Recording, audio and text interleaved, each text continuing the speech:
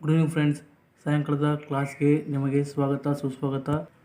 ನಾವು ದಿನಾಲು ಉಪಯೋಗಿಸುವ ಶಬ್ದಗಳನ್ನ ವಸ್ತುಗಳನ್ನ ಇಂಗ್ಲೀಷಲ್ಲಿ ಕಲಿಯೋಣ, ತಿಳಿಯೋಣ. ಹಾಗೆ ಕನ್ನಡದಲ್ಲಿ ಕೂಡ ಅವುಗಳ ಅರ್ಥಗಳನ್ನು ನೋಡೋಣ, ತಿಳಿಯೋಣ.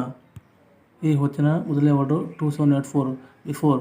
ಬಿಫೋರ್ ಅಂದರೆ ಮುಂಚೆ ಅಥವಾ ಮೊದಲು ಅಂತ ಆಗುತ್ತೆ. ಸ್ಪೆಲ್ಲಿಂಗು BEFORE ಬಿಫೋರ್ ಆಗುತ್ತೆ. ನಂತರ 2785 ಆಫ್ಟರ್, AFTER.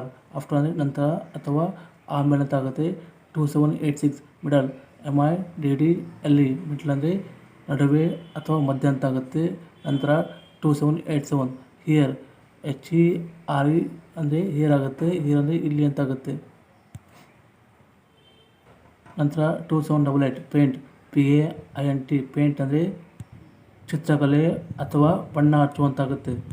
ಇಲ್ಲಿವರೆಗೂ ನಾನು 2788 ಇಂಗ್ಲೀಷ್ ವರ್ಡ್ಸ್ ಹೇಳಿದ್ದೀನಿ, ಸ್ಪೆಲ್ಲಿಂಗ್ ಹೇಳಿದ್ದೀನಿ, ಕನ್ನಡದ ಅರ್ಥಗಳನ್ನು ಹೇಳಿದ್ದೀನಿ. ನೋಡ್ತಾ ಇರೋ ದಯವಿಟ್ಟು ನಮ್ಮ ಚಾನಲ್ಗೆ ಸಬ್ಸ್ಕ್ರೈಬ್ ಮಾಡಿ, ಸಹಾಯ ಮಾಡಿ. ಯಾವಾಗ ಹೇಳ್ತಾ ಇದ್ದೀನಿ, ಆದರೂ ತುಂಬ ಜನ ಸಬ್ಸ್ಕ್ರೈಬ್ ಮಾಡೋದನ್ನು ಮರ್ತುಬಿಡ್ತೀರಿ.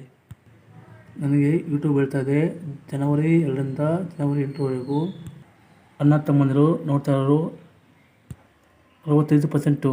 ಹಾಗೆ ಅಕ್ಕ ತಂಗಿಯರು ನೋಡ್ತಾ ಇರೋದು 34.7% ಅದನ್ನು ಕೊಡಿ, ಅಥವಾ ರೌಂಡ್ ಫಿಗರ್ ಮಾಡಿದರೆ 35% ನೋಡ್ತಾ ಇದ್ದೀರಾ. ಸಬ್ಸ್ಕ್ರೈಬ್ ಮಾಡೋದು ಮತ್ತೆ ಹೋಗ್ತಾ ಇದ್ದೀರಾ.